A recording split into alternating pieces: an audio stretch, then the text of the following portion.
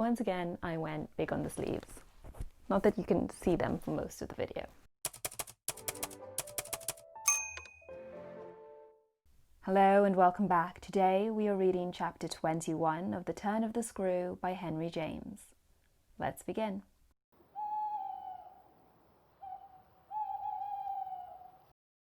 The Turn of the Screw, chapter 21.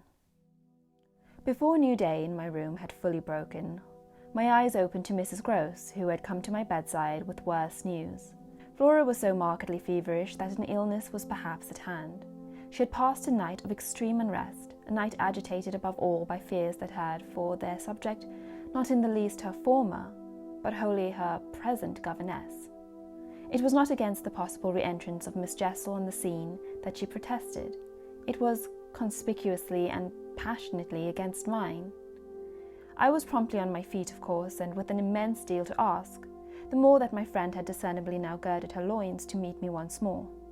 This I felt as soon as I had put to her the question of her sense of the child's sincerity as against my own.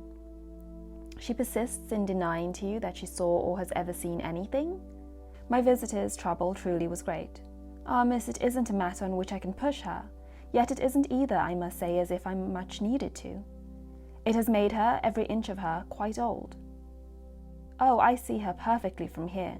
She resents, for all the world like some high little personage, the imputation on her truthfulness and, as it were, her respectability. Miss Jessel, indeed, she's respectable, the chit. The impression she gave me there yesterday was, I assure you, the very strangest of all. It was quite beyond any of the others. I did put my foot in it. She'll never speak to me again. Hideous and obscure as it all was, it held Mrs. Gross briefly silent. Then she granted my point with a frankness which, I made sure, had more behind it. I think indeed, miss, she never will. She do have a grand manner about it. And that manner, I summed it up, is practically what's the matter with her now. Oh, that manner I could see in my visitor's face, and not a little else besides. She asks me every 3 minutes if I think you're coming in. I see. I too, on my side, had so much more than worked it out. Has she said to you since yesterday, except to repudiate her familiarity with anything so dreadful, a single other word about Miss Jessel? Not one, miss. And of course you know, my friend added, I took it from her by the lake that just then and there at least, there was nobody. Rather, and naturally you take it from her still? I don't contradict her. What else can I do? Nothing in the world. You've the cleverest little person to deal with. They've made them, their two friends I mean, still cleverer even than nature did, for it was wondrous material to play on. Flora has now her grievance, and she'll work it to the end. Yes, miss, but to what end? Why, that of dealing with me to her uncle. She'll make me out to him the lowest creature. I winced at the fair show of the scene in Mrs. Gross's face.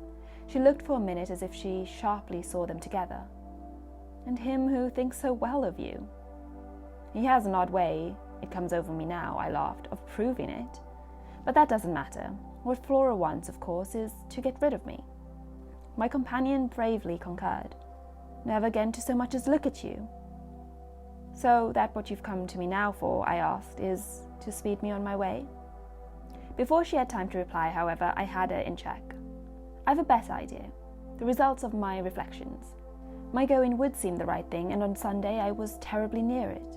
Yet that won't do. It's you who must go. You must take Flora. My visitor at this did speculate. But where in the world? Away from here, away from them, away even most of all now from me, straight to her uncle. Only to tell on you. No, not only. To leave me, in addition, with my remedy. She was still vague. And what is your remedy? Your loyalty, to begin with, and then Miles. She looked at me hard. Do you think he won't, if he has the chance, turn on me? Yes, I venture still to think it. At all events, I want to try. Get off with your sister as soon as possible and leave me with him alone. I was amazed myself at the spirit I had still in reserve, and therefore perhaps a trifle the more disconcerted at the way in which, in spite of this fine example of it, she hesitated. There's one thing, of course, I went on. They mustn't, before she goes, see each other for 3 seconds. Then it came over me that, in spite of Flora's presumable sequestration, from the instant of her return from the pool, it might already be too late. "Do you mean," I anxiously asked, "that they have met?" At this she quite flushed. "Ah, miss, I'm not such a fool as that. If I've been obliged to leave her 3 or 4 times, it has been each time with one of the maids, and at present, though she's alone, she's locked in safe. And yet, there were too many things." "And yet what?" "Well, are you so sure of the little gentleman?"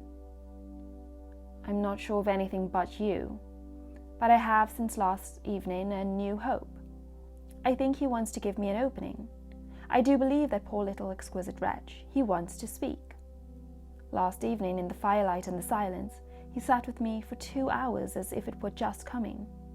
Mrs. Grose looked hard through the window at the grey gathering day. "And did it come?" "No, though I waited and waited, I confess it didn't, and it was without a breach of the silence or so much as a faint allusion to his sister's condition and absence that we at last kissed for good night.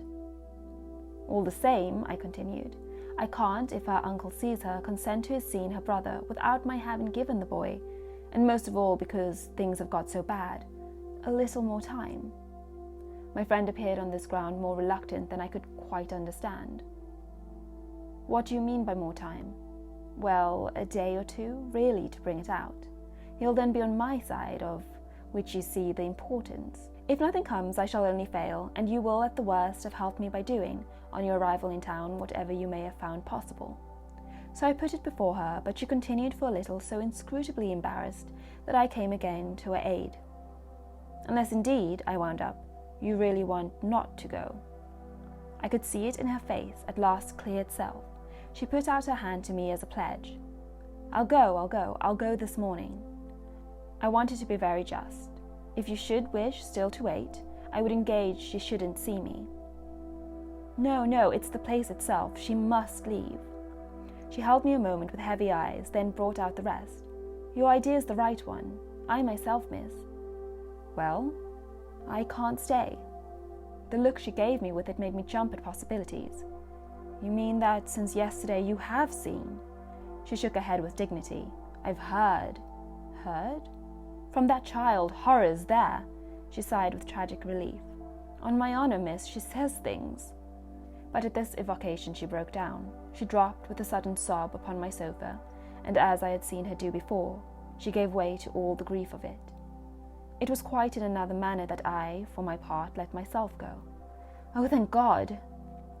She sprang up again at this, drying her eyes with a groan. "Thank God? It so justifies me." "It does that, miss." I couldn't have desired more emphasis, but I just hesitated. "She's so horrible?" I saw my colleague scarce knew how to put it. "Really shocking." "And about me?" "About you, miss, since you must have it. It's beyond everything for a young lady, and I can't think wherever she must have picked up. The appalling language she applied to me?" "I can, then." I broke in with a laugh that was doubtless significant enough. It only, in truth, left my friend still more grave. "Well, perhaps I ought to also, since I've heard some of it before. Yet I can't bear it," the poor woman went on, while, with the same movement, she glanced at my dressing table, at the face of my watch. "But I must go back." I kept her, however. "Ah, if you can't bear it." "How can I stop with her, you mean?" "Why, just for that, to get her away. Far from this," she pursued, "far from them. She may be different, she may be free."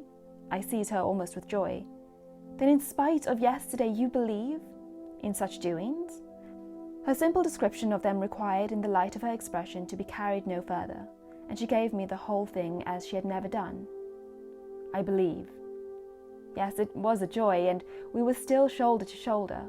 If I might continue sure of that, I should care but little what else happened.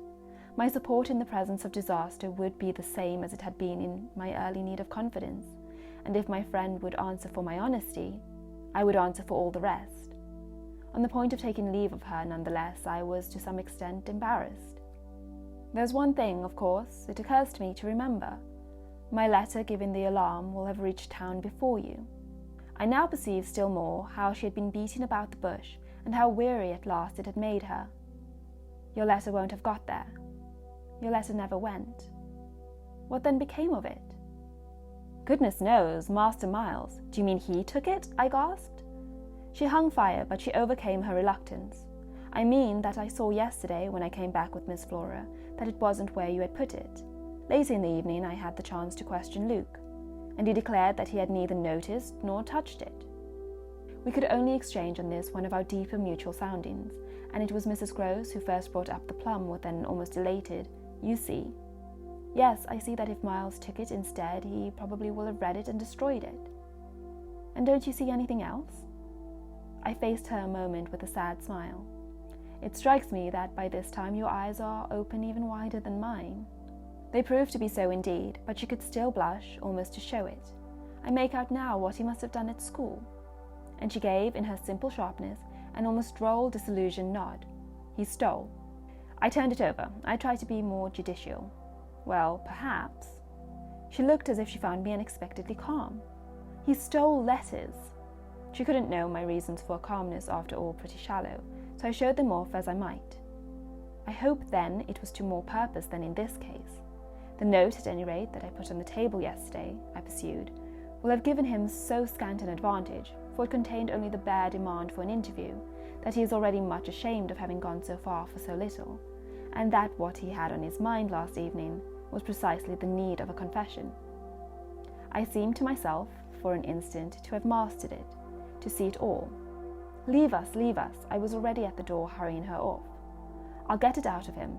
He'll meet me, he'll confess. If he confesses, he's saved. And if he's saved, then you are.